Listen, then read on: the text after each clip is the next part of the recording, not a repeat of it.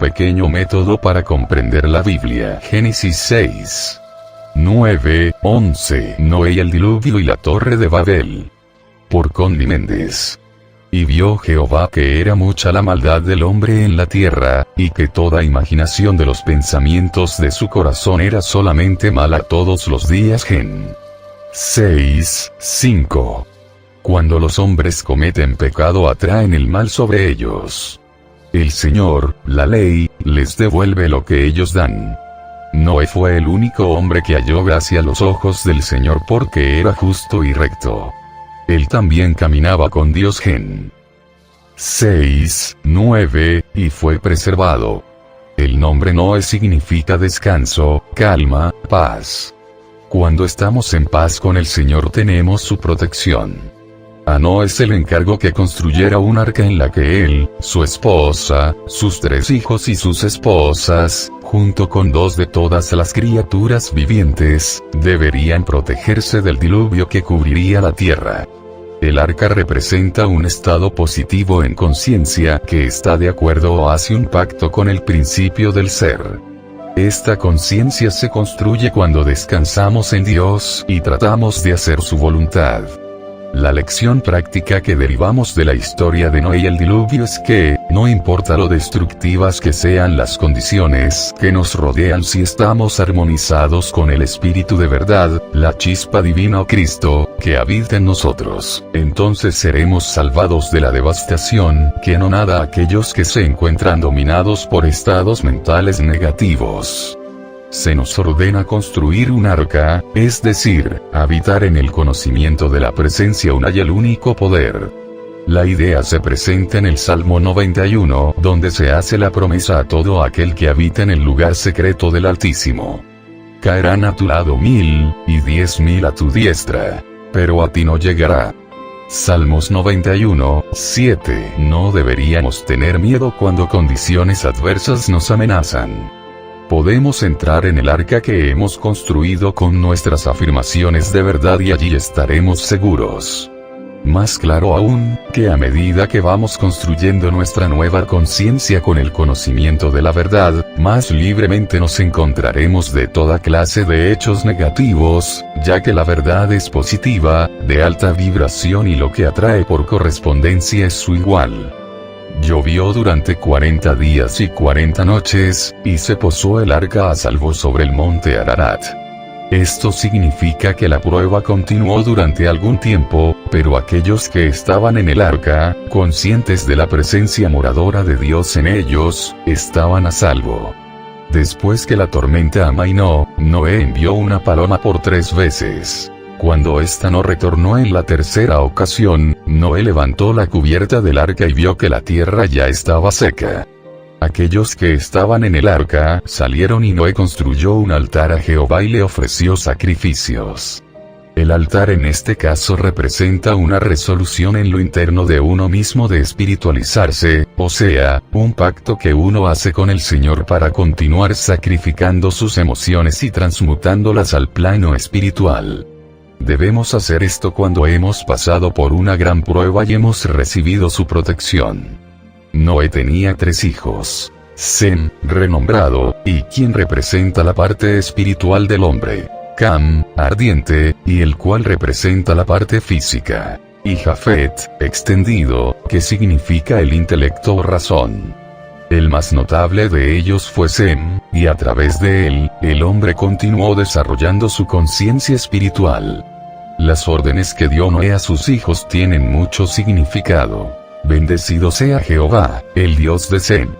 Y será Canaán su siervo. General 9, 6. Es decir, dejad que la carne, Canaán o Cam, esté sujeta al dominio del hombre espiritual, Sem. Dará Dios ensanche a Jafet, y habitará en las tiendas de Sem. Y será Canaán siervo de ellos. Gen. 9, 27. En otras palabras, dejad que el hombre intelectual habite bajo la protección del hombre espiritual, no como siervo sino como su hermano menor. Este hombre físico, Cam, debe estar sujeto al dominio de ambos, el intelecto y el espíritu. La Torre de Babel. Génesis 11. La última alegoría es la de la Torre de Babel. Los descendientes de Noé, andando el tiempo, se hicieron muy ambiciosos. Construyeron una ciudad y luego trataron de construir una torre que llegara al cielo. Su idea era de orden material porque construían con ladrillos y argamasa, símbolos de lo material, y por lo tanto, su proyecto degeneró en fracaso. No llegamos al cielo por medios materiales, aun cuando seamos muy hábiles. Hay un lazo entre el cielo y la tierra. La escalera que vio Jacob simboliza la relación entre el reino espiritual interno y el plano externo donde se hace la manifestación. Sin embargo, la Torre de Babel representa los esfuerzos del hombre para trabajar sin Dios. El nombre en sí significa confusión, y representa el caos mental que es resultado de nuestros pensamientos cuando están enfocados únicamente en las cosas materiales. El Señor, la ley, confundió la lengua de la gente para que no se entendieran y de allí los dispersó Jehová sobre la faz de toda la tierra. Gen 11:9. Los hombres luchan entre sí porque no se entienden unos a otros. Tienen diversos intereses y cada uno persigue la satisfacción de sus propios deseos.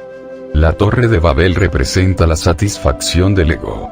El dictamen espiritual es: el Hijo del Hombre no vino para ser servido, sino para servir. Mateo 20:28. La satisfacción egoísta conduce a la confusión y la dispersión de las fuerzas del hombre. El servicio a Dios y a los demás permite al hombre hablar en una lengua que todos entienden. Esto fue lo que hicieron los apóstoles después que fueron investidos del poder de lo alto en Pentecostés. El resultado de vivir exclusivamente en los sentidos, es una resistencia que forma parte de la conciencia humana. La mente del hombre está constantemente trabajando, y este trabajo produce formas mentales. Estas formas mentales toman una individualidad muy definida, es decir, toman personalidad. Ellas se aglomeran y forman una mente compuesta que luego se manifiesta en el cuerpo. Cada vez que una nueva idea es introducida en la mente, la personalidad se perturba, resiste. Pero la idea espiritual es siempre más poderosa que la personal y con esta resistencia viene más o menos una conmoción en la conciencia que en el idioma inglés se llama comúnmente chemicalization, burdamente traducido quimicalización. Aquellos que están ya iniciados en este proceso de evolución espiritual, que el ascendido Maestro Jesús llamó la regeneración, ya están preparados para recibir estas nuevas ideas, y en vez de resistir, dicen con el Maestro Jesús: hágase tu voluntad y no la mía. Esta actividad abre el camino para que entren fácilmente las ideas divinas que se enrumban en un fluir constante como ideas espirituales, siendo de esta manera la conciencia de los sentidos transformada y elevada, mientras la antigua se va disolviendo. Esto es lo que se llama la crucifixión. La asimilación de las nuevas ideas forman la resurrección, y llevan finalmente a la ascensión. Han habido muchos diluvios sobre la tierra, y casi todo el mundo posee tradiciones de un tiempo en que para ellos toda la tierra fue sometida a un gran diluvio. Los geólogos están de acuerdo en que han habido muchos diluvios en la historia de la tierra, pero esto no necesariamente se refiere al diluvio del Génesis, ni tampoco lo corroboran como historia.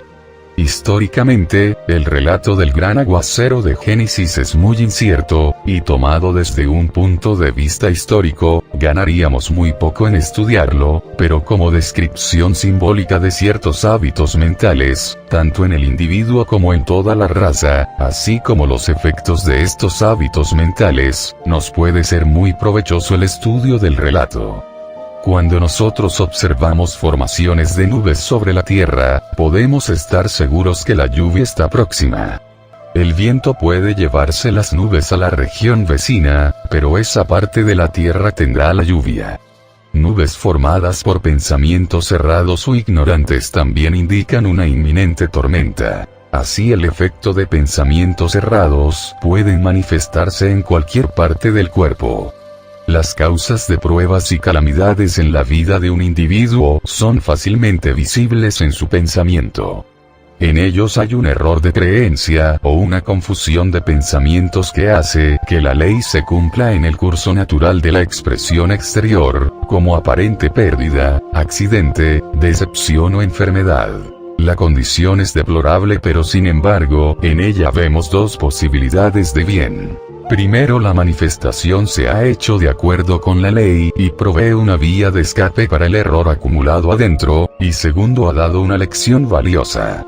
Es pequeño el consuelo en la idea de que un terremoto haya desahogado una presión o una condición anormal en la corteza terrestre, pero cuando miramos un poquito más profundamente, vemos que una presión o condición anormal en el pensamiento de la raza tenía que manifestarse, desahogarse, y que por ese hecho la conciencia racial ha mejorado. Con respecto al relato bíblico, Gen 6, de que los hijos de Dios se casaron con las hijas de los hombres y tuvieron monstruos según dicen algunos escritos, o héroes de la antigüedad según dice la Biblia, ambos productos denotan anormalidad y significa que la persona que ya posee la conciencia espiritual, los hijos de Dios o ideas espirituales, a menudo tienen la tentación de bajar de su plano e ir a consultar con el plano psíquico, las hijas de los hombres, que son las personas que trabajan aún en el plano astral y sus subplanos. Los Nepilim Gen 6. 1:7, que menciona la Biblia, son esos fenómenos psíquicos que les encanta a la mayoría de las personas que sienten atracción por lo espiritual, pero que no han logrado llegar aún al trabajo puro de la verdad crística, que es el plano que estamos conociendo en la metafísica cristiana. Cuando tú veas que en tu vida de pronto todo se revuelve y empiezas a manifestar reveses que te hacen decir pero bueno, ¿qué pasa que de repente todo se me ha echado a perder? Es que has hecho mal uso de tus facultades espirituales, y has mezclado algo de tus antiguas costumbres materialistas erradas, y te ha ocurrido lo que Génesis llama el diluvio. Del diccionario metafísico de la Biblia, el Señor y la ley, son intercambiables donde quiera que aparezcan en la Biblia. La ley de Dios es la manifestación ordenada, organizada, sistemática, del principio divino del ser, o sea, los ideales divinos manifestándose en cualquier parte de lo creado. Por ejemplo, la ley es la acción mental. Vamos a describirla en 3 pasos. Mente, idea, manifestación. Primero hay mente. Segundo, existe el verbo o se hace una idea. La propia inteligencia que existe en la idea, además del poder que ella atrae, la impulsa a expresarse. Cuando se expresa en el exterior se le llama manifestación. El Señor, es la actividad del yo soy espiritual.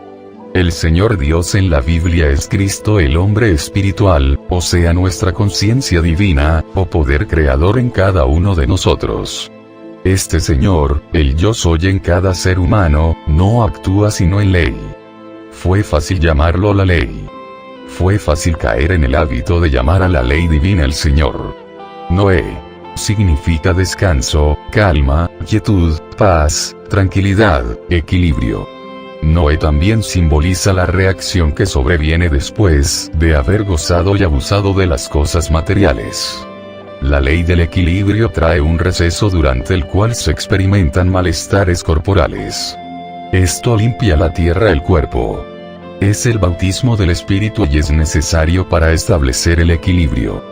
Cuando dice en el capítulo 6 Génesis, versículo 21 en adelante, que murieron todas las cosas vivientes, significa que todo el error es transmutado.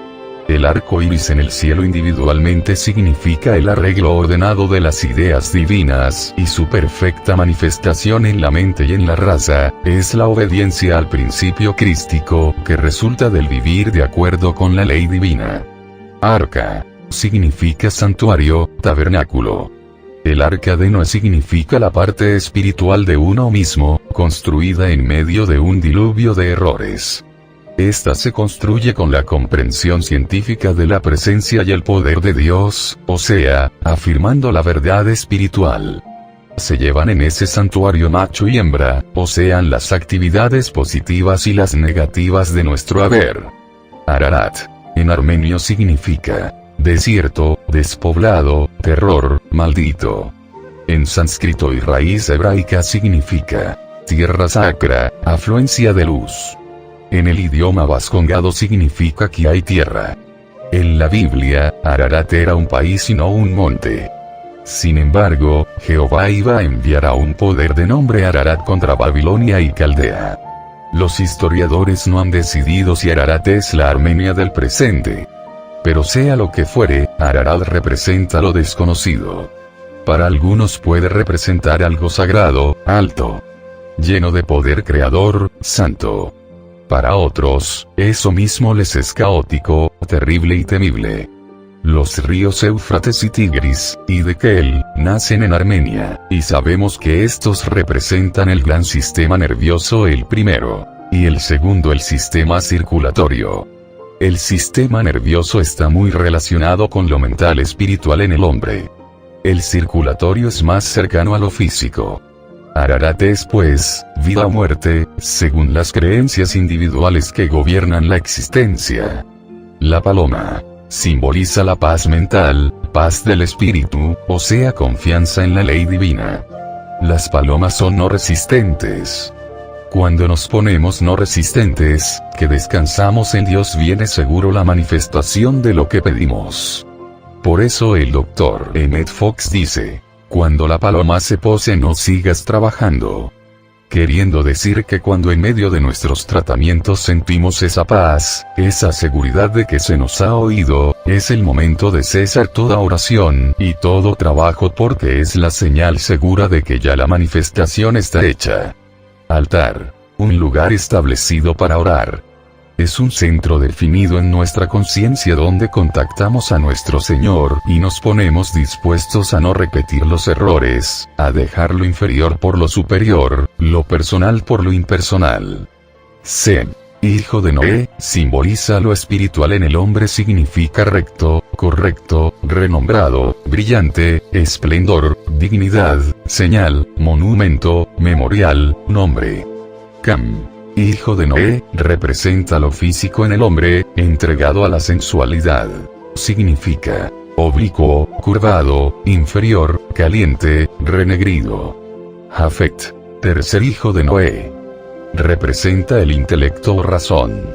El reino mental. El intelecto, si se extiende sin limitaciones, tendría que entrar en el reino espiritual. Pero es difícil para el intelectual entrar en el conocimiento espiritual por la misma razón de que posee muchos conocimientos y esto lo llena de orgullo. Sabido es que lo que tranca las puertas del cielo es el orgullo intelectual. A esto se refirió el Maestro Jesús cuando dijo, es más fácil que un camello entre por el ojo de una aguja que un rico entrar al cielo. Él se refería al rico en conocimientos intelectuales. Todo intelectual siempre lucha, discute, se opone y ridiculiza a todo el que trate de iniciarlo en conocimiento espiritual. Torre de Babel significa confusión. Cuando el hombre cree que puede contactar lo divino o espiritual conectándose con lo material, lo puramente mental o lo psíquico, siempre cae en confusión. Es solamente recordando la verdad, o su propio punto de referencia espiritual, su propio plano de lo más alto que él conoce, que puede contactar la paz, la luz, aplomo, equilibrio y bien, o sea el reino de los cielos.